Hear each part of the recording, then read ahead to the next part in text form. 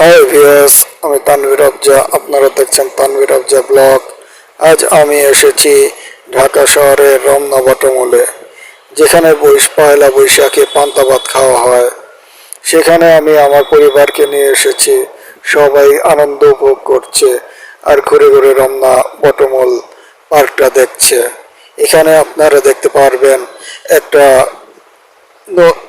ঝিলের মধ্যে অনেকগুলো